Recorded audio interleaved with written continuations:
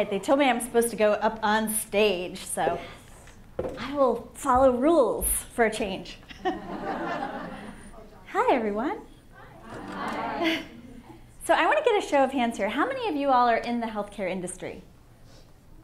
Like at least half of you. Wow. How many of you are interested in becoming more personally healthy? More than almost all of you. Okay, good. You guys are the ones I want to talk to. So I'm trained as a physician, which, you know, I know that I'm kind of a recovering physician.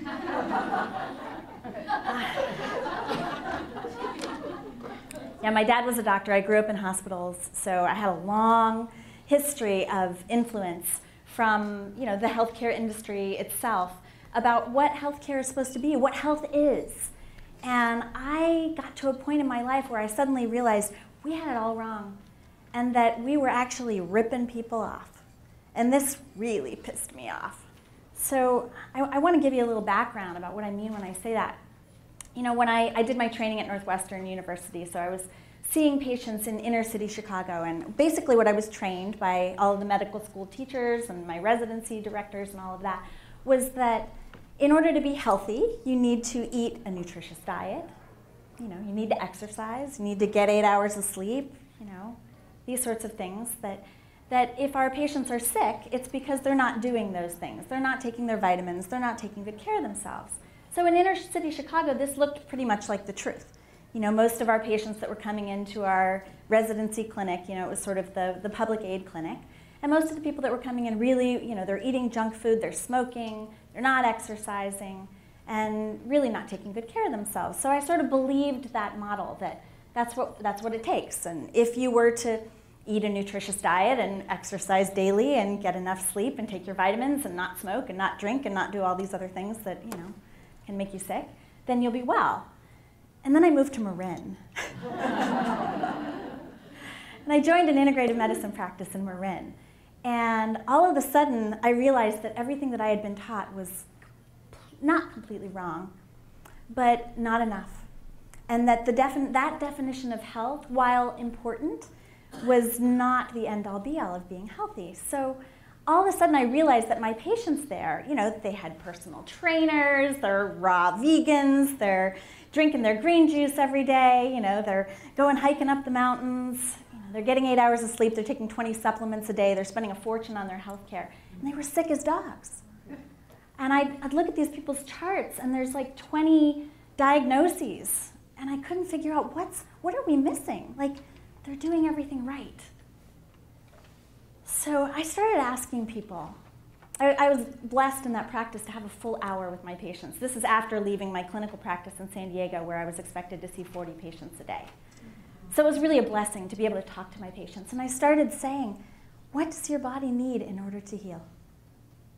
And if any of you here have any health problems, I ask you that question. What does your body need in order to heal?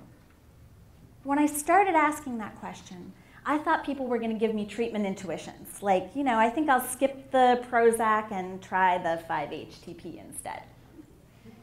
Or maybe I'm not going to do the surgery right now. I'm going to try this dietary change. That's not what people were telling me. So when I asked people, what does your body need in order to heal? They were saying things like, I need to leave my husband.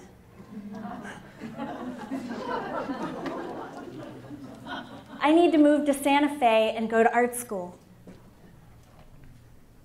I need to put my mom in a nursing home finally. I can't take care of her anymore. I need to quit my soul-sucking job. So I'd look at them and I'd say, and? They said, well, I can't do that. It's crazy. So I started asking them, well, okay, so you know what your body needs in order to heal, and you're not going to do it? Like, are you choosing to be sick? And some of them were really brave. And some of them said, you know what, I'm going to actually do it. I'm going to see what happens. And they made these radical, life-shifting, life-altering decisions. And all of a sudden, their 10 health problems cleared up. I started getting really interested in this. And it made me think of my own story. Because by the time I was 33, I was taking 7 medications for 6 different health conditions. And thinking back on the stories around how all those health conditions got diagnosed was a bit traumatic to think about. I had been married to a man that wasn't the right man, and I had vulvar vestibulitis, a painful sexual condition that felt like I was getting stabbed with a knife every time I had sex. So I was taking medications for that, wasn't getting any better. Then I was in residency, very stressful, Northwestern residency. I was in my OBGYN training, working, 36-hour shifts. And I was diagnosed with high blood pressure, I had heart palpitations, I had a heart murmur, I had severe allergies. I was taking multiple medications for all of these things. And nobody once asked me why I was so sick. I was in my 20s. It wasn't until I moved to Marin and I started seeing these patients in the integrative medicine clinic that I started realizing I hadn't been asking myself those questions. I hadn't been asking myself, what does my body need in order to heal? And so thinking back, I realized that I was already sort of starting to intuitively do those things. I left my first husband. I married my second husband, who was a veterinarian. I was deathly allergic to cats. Literally, every time he came home from the vet clinic and kissed me, my whole face would break out into hives. I'd start sneezing like crazy. My eyes would water. I'd have these bloodshot eyes. I literally was allergic to my husband. So I left him after 2 years. By the time I was 33, I was twice divorced. And I was in a medical practice that was making me sick, literally making me sick. Seeing 40 patients a day, working 72-hour shifts on weekends, expected to see 40 patients a day, So I wound up kind of slogging through my life because I thought that's what you do, right? Like, you try to stay with the husband that's not the right one. You try to stay in the job because you spent 12 years, learning how to do it. And the money's good, and you've got the ocean view house and all those other trappings of success. And then my perfect storm hit. And within 2 weeks, I gave birth to my daughter, my third husband. My dog died, my 16-year-old dog. My healthy young brother was taking Zithromax, a common antibiotic for sinus infection, wound up in full-blown liver failure. And my beloved father passed away from a brain tumor. This was 2 weeks. So all hell broke loose in my life. I wound up leaving my job, moving to the country, and starting to heal myself. And I went upon a journey of getting in touch with my truth. My commitment to myself when I did that was, from now on, I'm going to be unapologetically me, whatever it takes. I'm going to let the chips fall where they may. I got to figure out who I am. I had forgotten who I was. I was wearing so many masks, like pretending to be what everybody wanted me to be. There's the doctor mask and the mommy mask, and I'm a professional artist as well, so there's that whole like dark, brooding, mysterious, manic depressive, alcoholic artist thing, So I started tapping into this part of myself that I called my inner pilot light. And it was that peace that we all have. Do you all know what I'm talking about? It's that divine spark that lies within all of us. It's your truth. It's that essence, that always radiant, never extinguished part of you that I had so lost touch with. But it doesn't go away. It never goes out. It's always there.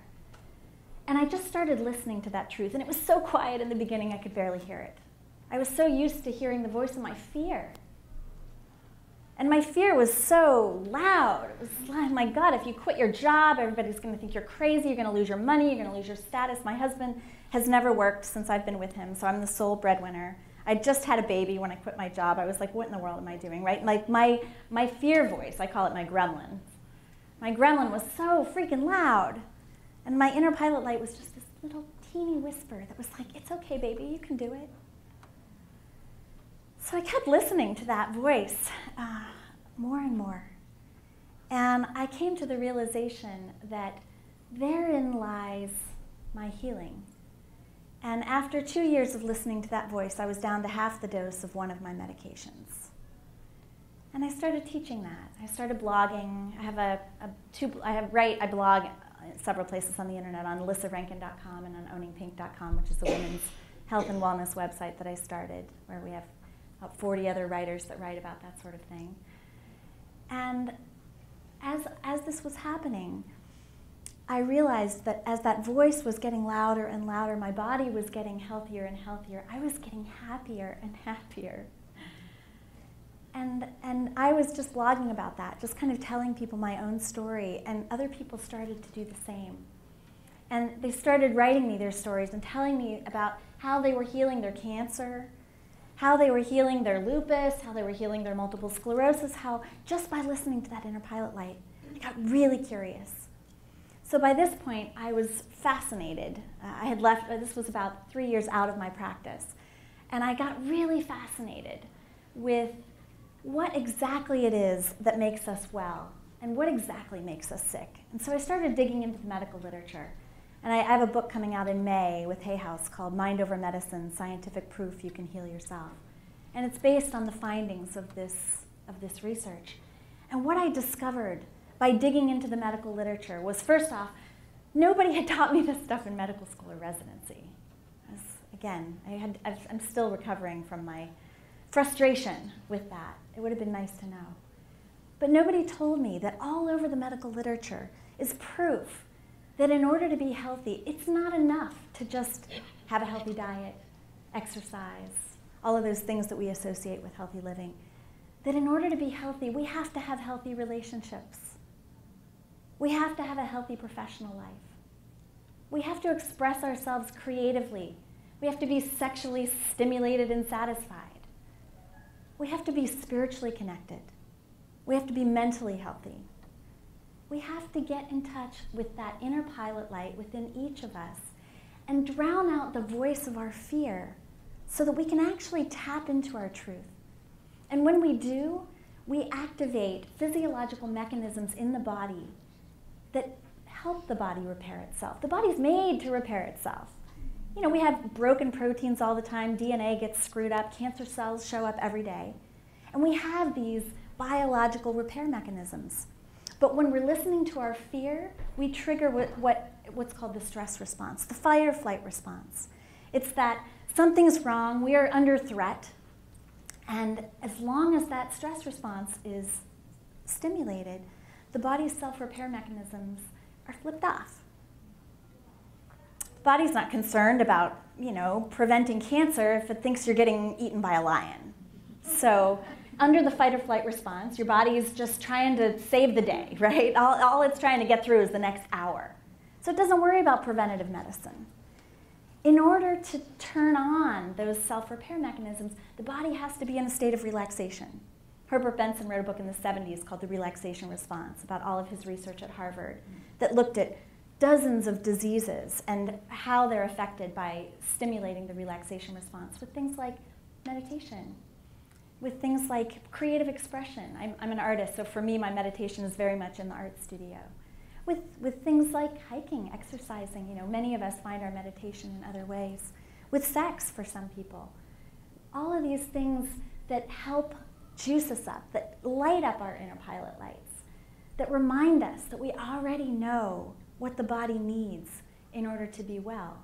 As long as we can get out of that fear state and get into that faith state where we trust that the body knows what it needs to do. And this isn't about blame. Anytime you start talking about self-healing, sick people suddenly start thinking, I'm doing something wrong. It's not about that. There's no place for blame in any conversation about health. But there is the capacity for the body to be able to tap into those natural resources that we all have so that the body can heal itself. I've been reading kind of these New Age books, Louise Hay and these sorts of people for years. But I didn't realize how much data there was to support the fact that the body really can heal itself. Any of you all heard of the placebo effect? Yeah. Yeah, I wrote a lot about the placebo effect in Mind Over Medicine. It's fascinating to me that, I've known this for years. 18 to 80% of the time in clinical trials, people get better by doing nothing other than taking a sugar pill or getting a saline injection or a fake surgery where they just open you up and close you without actually doing anything. It's fascinating to me. There's also the nocebo effect. Anybody heard of that? It's the opposite of the placebo effect. So in those same clinical trials, when you give people a sugar pill and you warn them they could have side effects because they may be getting the real drug, they may not be getting the real drug, a percentage of them get all the side effects. In fact, in one chemotherapy study, they were injecting people with saline. They were in the placebo group, injecting them with saline, telling them that it was chemotherapy, and they lost their hair. They threw up. Yeah. So it's not just that the brain thinks that you're going to get better. Like in some of the placebo studies, for example, Rogaine, you know, bald men growing hair, they found that the people getting placebos actually grew hair. So I thought at first when I was studying the placebo, oh, it must just be that. It must just be like you're feeling better because you think you're getting treated. No, ulcers go away. Like people with colitis, you look at their colons on colonoscopy and it's better. Like it's physiologic. And what I learned from doing this research is that that happens because we believe. Because we believe we can get well. Because we believe we're getting treated. Because we're under the nurturing hands of clinicians in a clinical study. So that combination of positive belief and the nurturing care of a practitioner is a recipe for self-healing. So I was really curious about that, but you know, most of us are not in clinical trials. You know, when I was taking my 7 drugs, I was not in a clinical trial. So is there a way? Is there a way that we can harvest that we can take advantage of that if we're not in a clinical trial? This is when I started digging deeper into the other things that we can do to heal ourselves. Do we have to take sugar pills? Do we have to medicate ourselves with sugar? You know, and what I discovered was the kind of data that just blew my mind. Did you know loneliness is a greater risk factor for your health than smoking or not exercising? You're better off joining a group than you are quitting smoking. That was fascinating to me. Did you know that pessimism is one of the most dangerous risk factors for health? Optimists have half the risk of disease, of any disease, and 77% less heart disease. Did you know work stress can actually kill you? They call it karoshi in Japan. You can actually get benefits. Like if you die, if you work yourself to death, then your family can get like, you know, what do they call it? The people in construction that fall off the site. Workers' comp. Yeah, they can get workers' comp. We do that all the time. It's not just in Japan. We work ourselves to death here. We lonely ourselves to death here. We pessimistic, making up words here. We pessimize ourselves to death here. Yeah. Every one of us has the capacity right here, right now, to tap into that voice of truth and figure out what is out of alignment in our lives. What is it that's making us sick or predisposing us to sickness? Maybe you're not sick yet, but aligning with that truth of your inner pilot light is preventative medicine. And if you're sick, it's treatment. And I saw it over and over again when I was working in the integrative medicine practice. And now I'm seeing it over and over again on my blog and with all of the work that I'm doing and when I'm speaking out there around the country listening to people's stories. You have the power to heal yourself by healing those areas that are out of alignment in your life, by figuring out how to switch off that voice of fear. It doesn't ever go away, but you can overshadow it with the voice of your inner pilot light. And when you do, you make your body ripe for miracles. So I dare all of you to ask yourself that question. What does my body need in order to heal? And what one action can you take today to start to more closely align with the voice of your truth? Thank you.